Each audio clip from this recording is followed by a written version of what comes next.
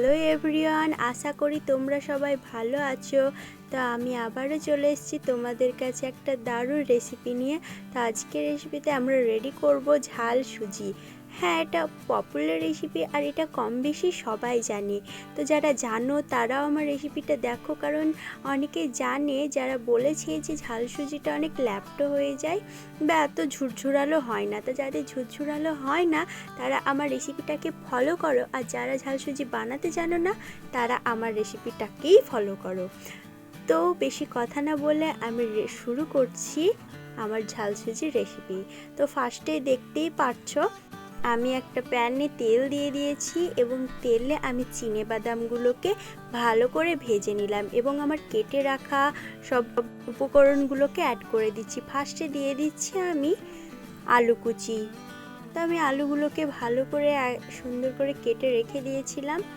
তো এবার আমি দিয়ে দিয়েছি পেঁয়াজ কুচি এবং আমি টমেটো দিয়ে ভালো করে নাড়িয়ে নেব।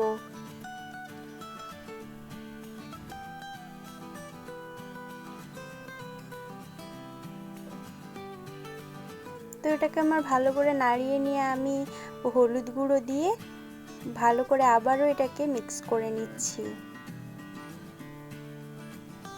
এবং আমি লঙ্কা গুঁড়ো দিয়ে দিয়েছি। আবারও আমি ভালো করে নাড়িয়ে নিলাম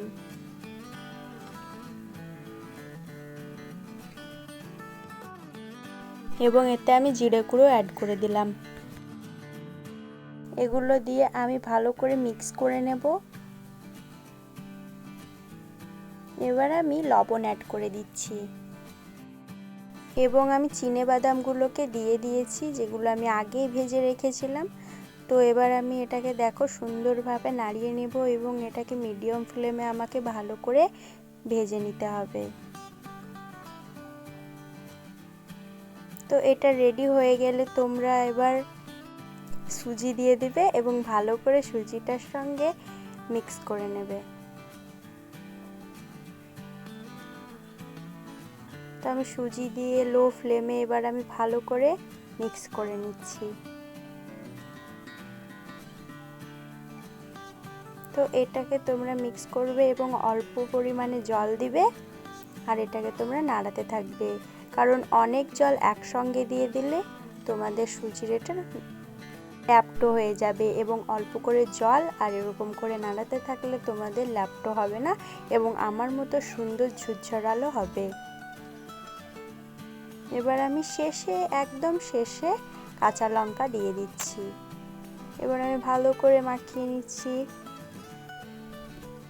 এটাকে 3-4 মিনিট ধরে আমাকে এরকমভাবে নাড়াতে হবে এবং আমি অল্প পরিমাণে চিনি দিয়ে দেব। চিনিটা তোমাদের স্বাদ অনুসার তোমরা দিয়ে দেবে।